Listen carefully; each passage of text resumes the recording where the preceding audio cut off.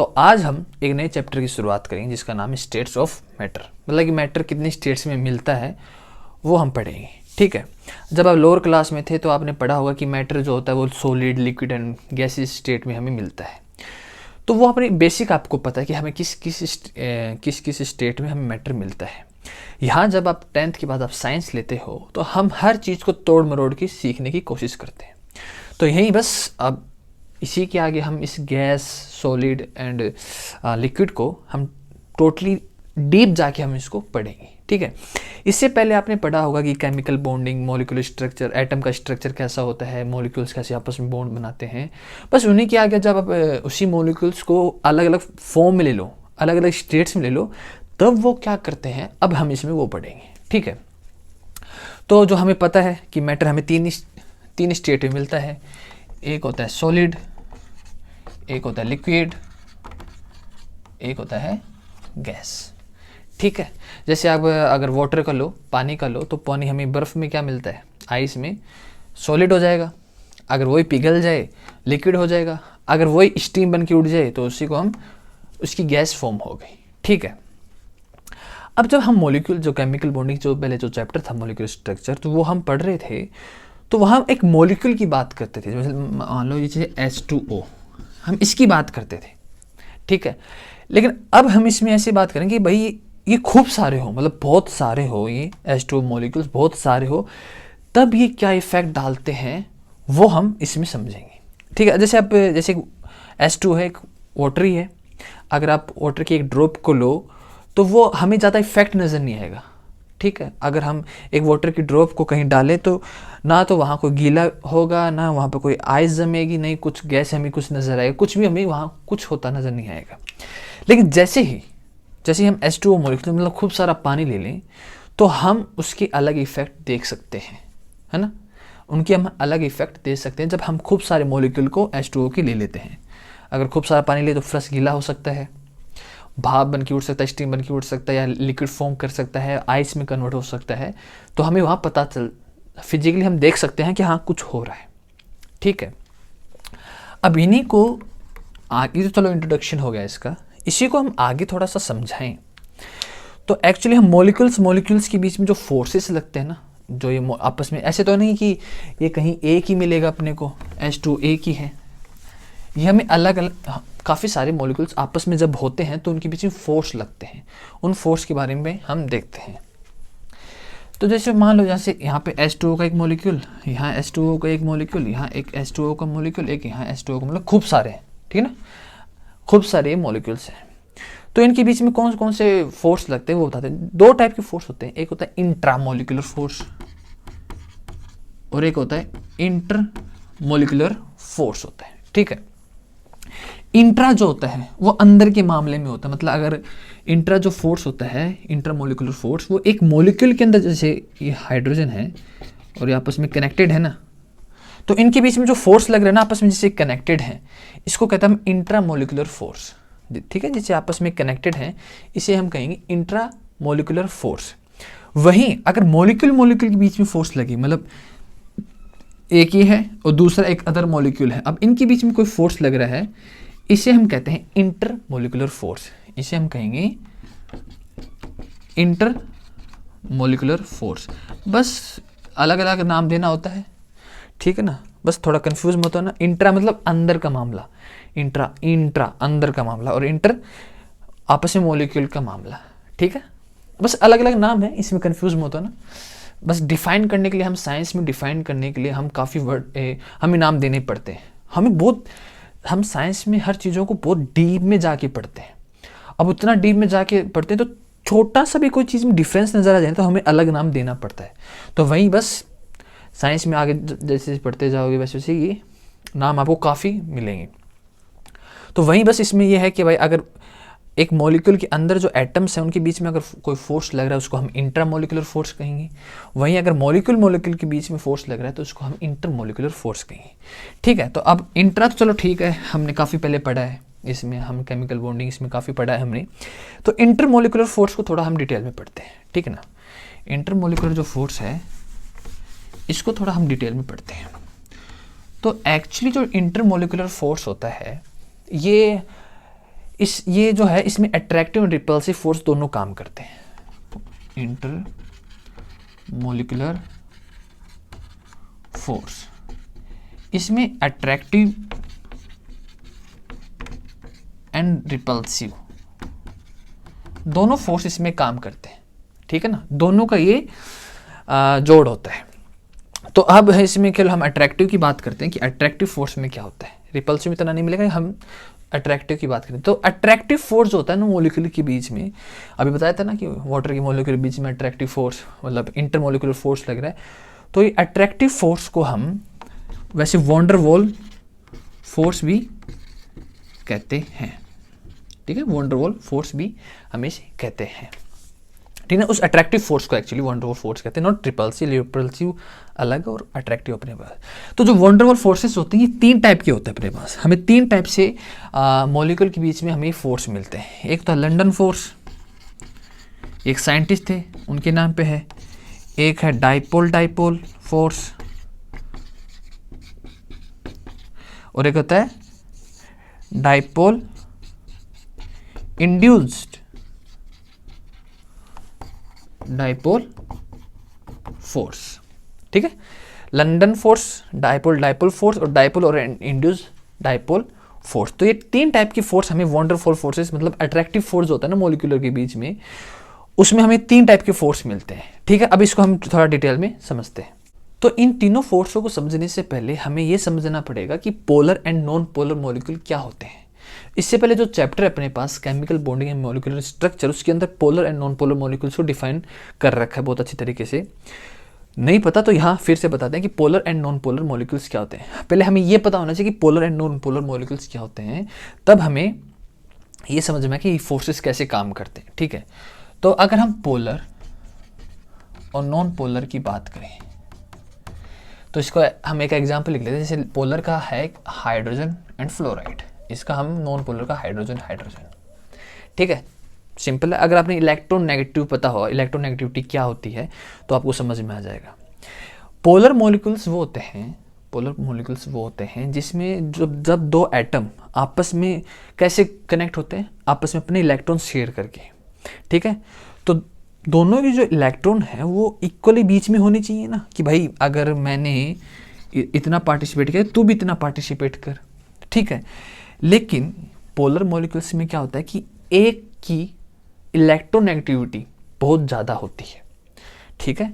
तो ये बीच में जो इलेक्ट्रॉन्स होते हैं ना, ये थोड़ा ये अपनी तरफ खींच लेता है इनको, ठीक है ना। ये बीच में थे, शेयर कर रहे थे इन्होंने, जैसे हाइड्रोजन एंड फ्लोराइड लेते हैं तो ये आपस में इन्होंने इलेक्ट्रॉन आपस में शेयर कर रखे थे, ठीक है। लेकिन फ्लोराइड की इलेक्ट्रोनेगेटिविटी ज़्यादा होती है। इलेक्ट्रोनेगेटिविटी क्या होती है? इलेक्ट्रोनेगेटिविटी होती है कि इलेक्ट्रॉन जो शेयर करेंगे उनको खींचने की जो पावर होती है वो क्यों होती है।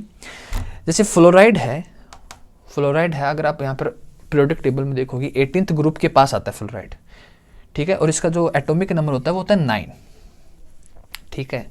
और हर जो एटम होता है वो स्टेबल होने की ट्राई करता है। तो जो नोबल गैसेज होते हैं ना 18th ग्रुप में, इधर नियोन, हीलियम, तो ये सभी क्या होते हैं, स्टेबल होती हैं। और सभी एटम ट्राई करते हैं कि हम जो नोबल गैसेस हैं इनकी तरीके का इलेक्ट्रॉनिक कॉन्फ़िगरेशन जो उनका ना स्टेबल, जैसे नियोन का देखो 1s2 2s2 2p6 full fill है, सारे जो ऑर्बिट्स हैं वो फुल फिल है, ठीक है। तो हर एटम यही ट्राई करता है। अगर आप फ्लोरीन को देखो तो इसका होता है 1s2 2s2 2p5, यहाँ पर इसके एक इलेक्ट्रॉन की कमी, इसकी ऑर्बिट में p वाले ऑर्बिट में इसके एक इलेक्ट्रॉन की कमी है। अगर इसको एक इलेक्ट्रॉन मिल जाए तो ये नोबल गैस में कन्वर्ट हो जाएगा, ठीक है। नोबल गैस वाला स्टेबल कॉन्फ़िगरेशन लेगा, बस इसीलिए इसकी इलेक्ट्रोनेगेटिविटी ज़्यादा होती है। ये एक इलेक्ट्रॉन लेने के लिए पावर ज़्यादा लगाता है, ठीक है, स्टेबल होने के लिए। अगर इसे आपने इसे पहले बहुत डिटेल में समझाया है, ठीक है, बस इतना आप समझ लो यहाँ पे कि यहाँ पर इलेक्ट्रॉन जो नेगेटिविटी होती है वो अगर एक एटम की ज़्यादा है तो वहाँ पर जो शेयर इलेक्ट्रॉन है ना दोनों की, वो एक तरफ जिसकी मोर इलेक्ट्रोनेगेटिविटी वो उसको खींच लेगा। यहीं जब खींचेगा तो इस पर कहीं पार्शियल नेगेटिव चार्ज आ जाता है और इस पर कहीं पार्शियल पॉजिटिव चार्ज आ जाता है, ठीक है। Del plus and del minus. Partial charge क्या होता है? पार्शियल चार्ज होता है इलेक्ट्रॉन पे जो चार्ज होता है वो होता है 1.6 × 10⁻⁻19 कूलम।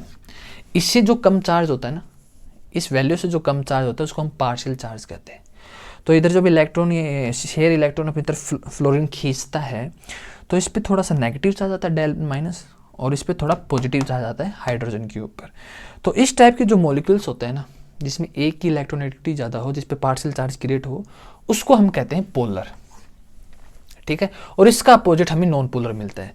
जैसे हम अगर बात करें हाइड्रोजन की बात करें, ठीक है, अगर आप देखो तो काफ़ी मिल जाएंगे, OH, NH, नाइट्रोजन NH3। तो इसमें हमें पोलर की, मतलब देख लो, अगर कोई भी एटम है अगर उसमें एक इलेक्ट्रोनेगेटिविटी ज़्यादा है तो वहीं समझ लो वो पोलर होगा। नॉन पोलर में क्या होता है, नॉन पोलर में होता है जैसे हाइड्रोजन दोनों जो इलेक्ट्रॉन शेयर कर रखे हैं ना, कोई अपनी तरफ नहीं खींचेगा, बीच में होंगे दोनों के, तो ना इस पे कोई चार्ज आएगा ना इस पे कोई चार्ज आएगा, दोनों पे कोई चार्ज नहीं आएगा। ऐसे टाइप के जो मॉलिक्यूल्स होते हैं उसको हम कहते हैं नॉन पोलर। जैसे काफ़ी ले लो, जैसे ऑक्सीजन ले लो, नाइट्रोजन ले लो, कार्बन ले लो, तो हम काफ़ी ले सकते हैं। ठीक है, क्योंकि बीच में इलेक्ट्रॉन्स होंगे, कोवलेंट जो इलेक्ट्रॉन्स हैं, इस शेयर की जो इलेक्ट्रॉन है कोई अपनी तरफ नहीं खींचेगा, दोनों इक्वल हैं। तो जिस पे कोई चार्ज ना क्रिएट हो उसको हम कहेंगे नॉन पोलर। जिस पे एक इलेक्ट्रोनेगेटिव मोर हो तो वहाँ चार्ज क्रिएट होता है, जिसको हम कहते हैं पोलर। ठीक है, ये होते हैं पोलर और non polar molecules. I think आपको समझ में आ गया होगा कि क्या होते हैं। अब हम बैक टू टॉपिक आते हैं अपने, जो फोर्सेस पढ़ रहे थे। तो जो सबसे पहले जो फोर्स आता है वो आता है लंदन फोर्स। एक साइंटिस्ट थे, उनके नाम पे है ये लंदन फोर्स। इसको हम डिस्पर्सन फोर्स भी कहते हैं। ठीक है, डिस्पर्सन फोर्स भी कहते हैं। इसमें क्या होता है, ये एक्चुअली जो लंदन फोर्स है ये काम करता है जो नॉन पोलर मॉलिक्यूल्स होते हैं। ठीक है, जो नॉन पोलर मॉलिक्यूल्स होते हैं, जैसे जिन पे कोई चार्ज क्रिएट ना हो। ठीक है, जैसे हाइड्रोजन है।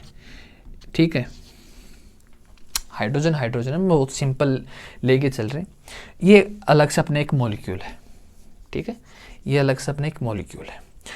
तो अगर आप इसके एक न्यूक्लियस को बीच में कहीं कॉमन मान के सेंटर मानो, और तो जो इलेक्ट्रॉन्स होते हैं ना ये इसके अराउंड चक्कर लगाते रहते हैं, इसके अराउंड रिवॉल्व करते रहते हैं ना, कभी इधर आएंगे, रैंडम टाइप में आते रहते हैं। या इसको थोड़ा सा और समझें, थोड़ा जैसे मान लो CH4 अपने पास। ठीक है, ये एक मॉलिक्यूल है। ठीक है, नॉन पोलर है, इस पर कोई चार्ज क्रिएट, इस पर कोई पार्शियल चार्ज नहीं है। तो अगर मान लो जैसे इसके कोई बीच में कोई न्यूक्लियस मान लेते हैं और बाकी जो इलेक्ट्रॉन्स हैं सभी की मिला के इसके अराउंड रिवॉल्व कर रहे हैं। ठीक है ना, इसके अराउंड रिवॉल्व कर रहे हैं, कहीं भी रैंडम कैसी भी शेप में रिवॉल्व कर रहे हैं, इधर हैं, ये कैसे भी रिवॉल्व कर रहे हैं। ठीक है, जब रिवॉल्व आपस में करते रहते हैं तो एक पर्टिकुलर टाइम ऐसा आता है, रिवॉल्व तो कर रहे हैं अराउंड, आपको पता है ना, एक ओनली स्पेयर में रिवॉल्व नहीं करते हैं। एस ऑर्बिट्स होते हैं, एस सेल जो होते हैं, उनकी शेप अलग होती है, पी की अलग होती है, डी की अलग होती है, तो अलग अलग शेप में ये रिवॉल्व करते हैं। तो एक पर्टिकुलर टाइम ऐसा आता है जहाँ पर जो मेजॉरिटी ऑफ इलेक्ट्रॉन है वो एक तरफ ज़्यादा होती है। ठीक है ना, जो मेजॉरिटी ऑफ इलेक्ट्रॉन है वो एक तरफ रिवॉल्व कर रहे हैं ना, जैसे सेंटर है इसके अराउंड रिवॉल्व कर रहे हैं, तो एक तरफ एक पर्टिकुलर टाइम ऐसा था, टेम्परेरी टाइम ऐसा था जहाँ पर इलेक्ट्रॉन एक तरफ मेजॉरिटी ज़्यादा है, बहुत ही माइनर टाइम के लिए, बहुत ही टेम्परेरी टाइम के लिए, और बाकी भी इलेक्ट्रॉन रिवॉल्व कर रहे हैं, लेकिन एक मेजॉरिटी ऑफ इलेक्ट्रॉन एक तरफ आ जाती है। तो यहाँ पर एक चार्ज क्रिएट होता है, टेम्परेरी चार्ज क्रिएट होता है, जिसको हम डेल माइनस। तो टेम्परेरी चार्ज एकदम मतलब नेग्लिजिबल मान लो, जब बहुत ही कम टाइम के लिए यहाँ पर एक चार्ज क्रिएट होगा। अगर इस तरफ डेल माइनस क्रिएट हो रहा है तो अब इसकी इस तरफ पॉजिटिव, इसको बीच में डिवाइड कर लेते हैं कि मान लो बाकी इलेक्ट्रॉन इधर आ गए हैं, मेजॉरिटी ऑफ इलेक्ट्रॉन इधर है और थोड़े इधर भी हैं, तो यहाँ पे एक नेगेटिव चार्ज क्रिएट हो जाएगा। ठीक है, बहुत ही पार्शियल, और एक यहाँ पर पॉजिटिव। तो यहाँ क्या होता है, अब इसके पास जो अदर मॉलिक्यूल है, अदर नॉन पोलर मॉलिक्यूल है, ठीक है ना, जिसपे चार्ज ना हो, चार्ज क्रिएट ना हो, तो इधर जो नॉन पोलर मॉलिक्यूल है उस पे भी इसके कारण उसमें भी अगर उसमें है तो उसमें भी एक पॉजिटिव चार्ज क्रिएट हो जाएगा। ठीक है, उसमें भी जो इधर है माइनस, तो इधर अपने पास उसके पास डेल प्लस आ जाएगा, ठीक है। और यहाँ पे जो मेजॉरिटी ऑफ इलेक्ट्रॉन वो इधर शिफ्ट कर जाएंगे, क्योंकि नेगेटिव नेगेटिव रिपेल करते हैं एक दूसरे को, ठीक है। तो इधर, और बाकी इलेक्ट्रॉन इधर रिपेल कर देंगे फॉर ए टेम्परेरी टाइम, ठीक है। और इनके बीच में एक बॉन्ड क्रिएट हो जाएगा, ठीक है, वो टेम्परेरी टाइम के लिए अदर मॉलिक्यूल को ये पोलराइज कर देगा, ठीक है। इसके जो इलेक्ट्रॉन है जो रिवॉल्व कर रहे हैं अराउंड न्यूक्लियस के सभी एक मॉलिक्यूल के अंदर, मॉलिक्यूल मान लो CH4 मॉलिक्यूल है, जो भी इलेक्ट्रॉन रिवॉल्व कर रहे हैं वो एक इसके कारण ये इसको पोलराइज कर देगा एक टेम्परेरी टाइम के लिए, और ये इलेक्ट्रॉन इधर आ जाएंगे फॉर ए टेम्परेरी टाइम। और इनके बीच में एक फोर्स क्रिएट, एक अट्रैक्शन बॉन्ड क्रिएट होगा, normally force attraction force create होगा, जिसको हम कहते हैं लंदन फोर्स, उसी को हम लंदन फोर्स कहते हैं फॉर ए टेम्परेरी। बहुत ही टेम्परेरी होता है ये, ठीक है, क्योंकि वापस चले जाएंगे यार इलेक्ट्रॉन, तो रिवॉल्व तो करते ही रहेंगे ना, यहाँ पर आके ऐसे थोड़ी बैठ जाएंगे, सो जाएंगे आराम से, यहाँ पर नाश्ता पानी करेंगे, वो तो है नहीं, तो वापस रिवॉल्व करना चालू कर देंगे, बस एक टेम्परेरी। तो इसी को हम टेम्परेरी शॉर्ट रेंज फोर्स कहते हैं, इसको हम वैसे हम इसको शॉर्ट रेंज फोर्स कहते हैं। और इसकी पावर जो होती है बहुत ही कम होती है, ठीक है। इसका जो फोर्स होता है ना, जो फोर्स होता है वो इन्वर्सली प्रोपोर्शनल होता है आर की 6। ये आर क्या है यहाँ पर, इन दोनों के बीच की डिस्टेंस, ठीक है, ये इनका फोर्स होता है।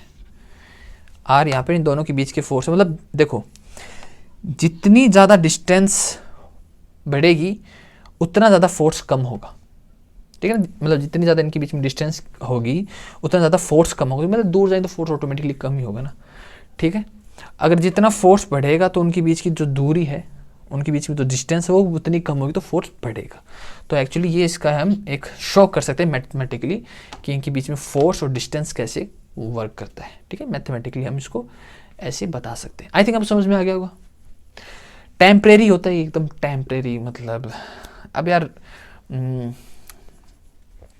अगर एक एटम कैसे बताएं यार, आई थिंक एक एटम है अगर राउंड रिवॉल्व कर रहे हैं बहुत सारे इलेक्ट्रॉन, एक ऐसा पर्टिकुलर टाइम आता है, क्योंकि सबकी अलग अलग शेप है, एस अलग शेप में करता है, स्पेयर में करता है, पी डबल शेप में करता है, डी जो डी सेल में जो डी ऑर्बिट में जो इलेक्ट्रॉन्स होते हैं वो अलग में करते हैं, एफ वाले अलग शेप में करते हैं।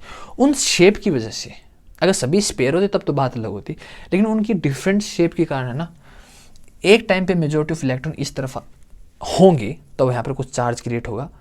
अगर सभी स्पेयर में होते हैं ना, सभी स्पेयर में इलेक्ट्रॉन रिवॉल्व करते रहते तब नहीं करता, लेकिन सब आपको पता ना कि एस ऑर्बिट जो जितने भी ऑर्बिट्स हैं SPDF इनकी अलग अलग शेप होती है, उसी कारण एक टाइम पर ऐसा होता है।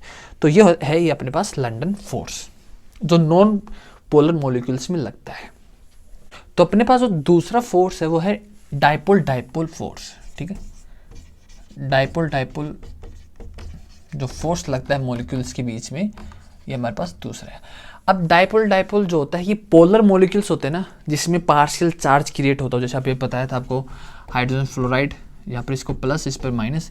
तो ऐसे मॉलिक्यूल्स जो होते हैं ना, ऐसे मॉलिक्यूल्स के बीच में जो फोर्स लगता है उसको हम कहते हैं डाइपोल डाइपोल फोर्स, ठीक है। जैसे देखो इसी एग्जाम्पल लेते हैं हाइड्रोजन फ्लोराइड, तो आपको पता है रीजन बताया था, फ्लोरीन मोर इलेक्ट्रॉन नेगेटिव है, तो दैट्स वाई जो शेयर जो इलेक्ट्रॉन है वो अपनी तरफ ज़्यादा खींचेगा, तो यहाँ पे इस पर कोई नेगेटिव चार्ज क्रिएट हो जाएगा, ये यहाँ पर इस पर पॉजिटिव चार्ज क्रिएट हो जाएगा, ठीक है।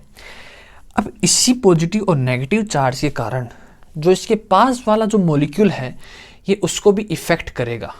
तो इसके पास अगर हाइड्रोजन फ्लोराइड के और मॉलिक्यूल्स हैं तो ये इनको इफ़ेक्ट करेगा, और यहाँ पर इन पे जो पार्शियल चार्ज है नेगेटिव एंड पॉजिटिव, तो ये आपस में क्या करेंगे, एक आपस में एक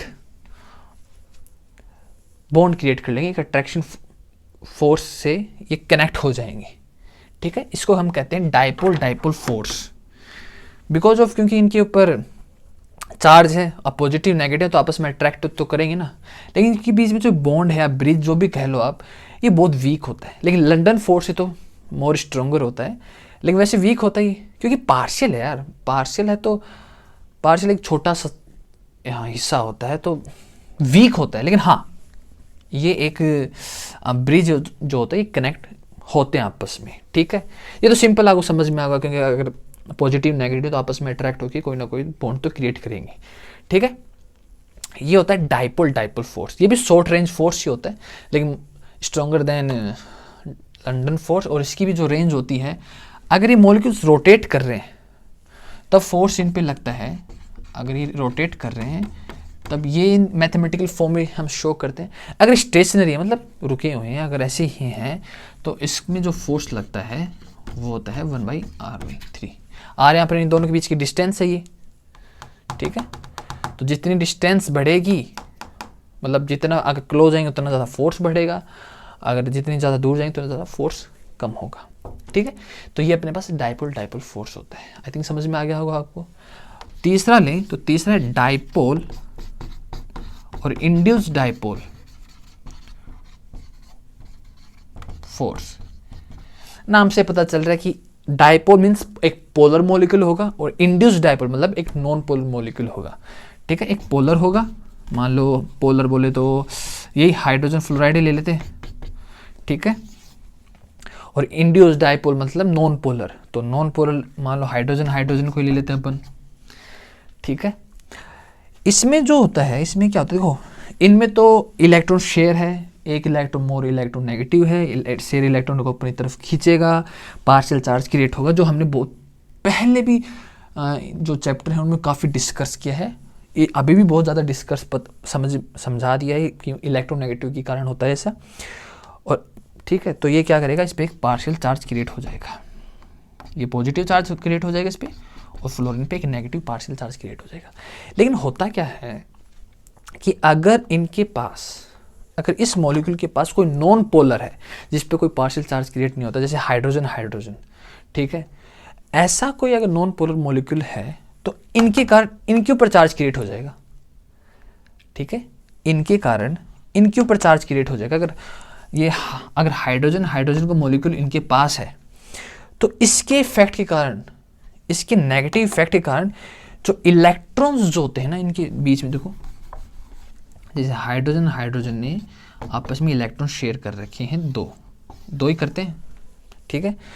तो इसके इफेक्ट के कारण क्या होता है कि ये जो इलेक्ट्रॉन है ना थोड़ा सा इस तरफ शिफ्ट हो जाएंगे इसके इफेक्ट के कारण, और इस पे थोड़ा सा पार्शियल चार्ज आ जाएगा पॉजिटिव, और इस पे थोड़ा सा नेगेटिव चार्ज हो जाएगा। मतलब ये जो पोलर मॉलिक्यूल है ये नॉन पोलर को भी पोलराइज कर देगा, ठीक है। क्योंकि देखो ये है तो इधर नेगेटिव तो हो नहीं सकता क्योंकि रिपेल करेंगे एक दूसरे को, इलेक्ट्रॉन रह भी नहीं सकते क्योंकि इलेक्ट्रॉन आपस में वैसे नेगेटिव होते तो वापस में करते हैं, और ऊपर से इधर नेगेटिव है, तो ये क्या करेंगे, इलेक्ट्रॉन थोड़ा सा इधर शिफ्ट हो जाएंगे दूसरे हाइड्रोजन की तरफ, तो इस पर थोड़ा सा नेगेटिव चार्ज आ जाएगा पार्शियल, उस पर पॉजिटिव चार्ज आ जाएगा। तो यहाँ पे जो पोलर है वो नॉन पोलर को भी पोलराइज कर देगा, ठीक है। इसे हम कहते हैं डाइपोल इंड्यूस्ड डाइपोल फोर्स। तो अगर इसमें हम देखेंगे कि किसी पोलराइज होने की कितनी, जो ये पोलराइज करने की जो पावर है वो किस चीज़ पे डिपेंड करती है, तो अगर ये समझ में आ गया होगा वो। इसमें एक बात और है, जैसे तीनों फोर्स इजी हैं, लेकिन इसमें ये भी है कि भाई पोलराइज किस बात पे डिपेंड करता है। अगर मान लो मुझे क्या बोलते हैं, अगर यहाँ पर मैं हाइड्रोजन हाइड्रोजन ले रहा हूँ, अभी जो लंदन फोर्स में जो एग्जांपल लिया था, और इधर भी हाइड्रोजन हाइड्रोजन ले रहा हूँ, तो उसमें क्या बताया था कि एक टेम्परेरी टाइम के लिए ये इसको थोड़ा सा क्या बोलते हैं पोलराइज कर देगा। लेकिन जो पोलराइजेबिलिटी होती है ना, कि मैं अगर एक एटम है, एक पोलर एटम है, एक पोलर मॉलिक्यूल है सॉरी, वो किसी नॉन पोलर को अगर पोलराइज कर रहा है, मतलब उन पे चार्ज, पोलराइज मतलब चार्ज क्रिएट कर रहा है उनके ऊपर, तो जो अदर मॉलिक्यूल है उसकी पोलराइजेबिलिटी किस बात पे डिपेंड करती है, उसकी साइज पे। अगर ये मान लो एक एग्जांपल, मान लो कि एक पोलर मॉलिक्यूल है, एक पोलर मॉलिक्यूल है, उसके जो पास वाला जो मॉलिक्यूल है वो नॉन पोलर है, लेकिन वो साइज में बड़ा है, ठीक है। वो उसकी पोलराइजेबिलिटी की बात करें किस बात पे डिपेंड करती है, वो जो नॉन पोलर है वो साइज में बड़ा है, ठीक है। अगर वो साइज में बड़ा है तो उसमें क्या होता है, इधर आप मान लो कि नॉन पोलर है, और जो लंदन फोर्स में हम बात कर रहे थे ना कि वो एक पार्शियल चार्ज क्रिएट करता है एक टेम्परेरी टाइम के लिए। अब ये पोलराइज ये इसको करेगा नहीं करेगा, ये इस बात पे डिपेंड करता है। अगर ये साइज में बड़ा है और साइज में बड़ा है तो इसका मतलब क्या होगा, न्यूक्लियस जो है इससे इलेक्ट्रॉन दूर दूर होते हैं, ठीक है, क्योंकि न्यूक्लियस के जितना पास इलेक्ट्रॉन होगा उतनी उसकी पकड़ होगी इलेक्ट्रोस्टैटिक फोर्सेस पे, उतना ज़्यादा काम करेगा। अगर ये इलेक्ट्रॉन न्यूक्लियस से दूर है, मतलब इसका मतलब साइज में बड़ा है ये एटम, तो दूर है तो ईजिली ये इन इलेक्ट्रॉन को पोलराइज कर देगा, ईजिली इस एटम को पोलराइज कर देगा, क्योंकि न्यूक्लियस की जो पावर है वो कम होती है, जितनी डिस्टेंस बढ़ती जाती है इलेक्ट्रॉन की वैसे वैसे इसकी पावर उतनी कम होती जाती है। तो ये ईजिली पोलराइज कर सकता है, मतलब ईजिली एटम्स को, सॉरी इलेक्ट्रॉन्स को शिफ्ट कर सकता है पास वाला, अगर वो पोलराइज है उस पर कोई चार्ज क्रिएट हो रहा है तो ईजिली इसको कर सकता है, ठीक है। लेकिन यहीं अगर ये एटम साइज में छोटा हो, अगर यहीं ये एटम साइज में छोटा हो तो ये क्या करेगा कि इस पे जो न्यूक्लियस का जो फोर्स होता है ना, मान लो इधर कोई पोलराइज कर रखा है, जिसने कोई पोलराइज चार्ज है, जैसे हाइड्रोजन फ्लोराइड मान लो आप, ठीक है, पोलराइज है, इसको पोलराइज करने की ट्राई कर रहा है। अगर जो इलेक्ट्रॉन्स है वो इसके बहुत नज़दीक हैं, न्यूक्लियस की इसकी बहुत नज़दीक हैं, इस एटम इस न्यूक्लियस के इलेक्ट्रॉन बहुत नज़दीक हैं, तो ये पोलराइज ईजिली नहीं होगा, ठीक है, ये ईजिली होगा ही नहीं ये पोलराइज। ये लंडन फोर्स में तो नॉन पोलर से अगर करे, यहाँ पर नॉन पोलर हो कोई मॉलिक्यूल, जैसे हाइड्रोजन है और इधर जो एटम उसकी साइज बहुत छोटी है, तो न्यूक्लियस की जो इलेक्ट्रॉन की जो बीच की जो डिस्टेंस है वो बहुत कम है, इलेक्ट्रोस्टैटिक फोर्स ज़्यादा है, तो ये पोलराइज नहीं होगा। लंडन फोर्स की बात कर रहा हूँ। अगर पोलर है, इधर कोई पोलर मॉलिक्यूल जैसे हाइड्रोजन फ्लोराइड, तब बहुत मुश्किल होगा इसको पोलराइज करना, बहुत ज़्यादा मुश्किल होगा। तो यहाँ पे बस ये बताना चाह रहा हूँ कि अगर साइड वाला जो मॉलिक्यूल उसकी पोलराइजेबिलिटी, अगर वो पोलराइज मतलब उस पर चार्ज क्रिएट हो, तो डिपेंड करता है उसकी साइज क्या है। अगर छोटा है तो नहीं होगा, बहुत पोलर तो चलो फिर भी थोड़ा बहुत कर देगा, क्योंकि इस पर एक अच्छा खासा चार्ज क्रिएट हो जाता है, स्ट्रॉन्गर होता है ये। लेकिन लंडन फोर्स जो होता है इसमें तो होगा ही नहीं, ठीक है। तो डिपेंड करता है एटम की साइज के ऊपर भी, या मॉलिक्यूल की साइज के ऊपर भी, बड़ी साइज का या छोटी साइज का है, ठीक है। तो यहाँ पे जो तीनों फोर्स है, लंडन, डाइपोल और induce and dipole force, I think आपको समझ में आ गए होंगे कि क्या होते हैं। ईजी है, ज़्यादा कुछ नहीं है। अगर आपको पोलर और नॉन पोलर समझ में आ गया तो ये तो ईजी है, ठीक है। तो ये टॉपिक यहीं ख़त्म करते हैं।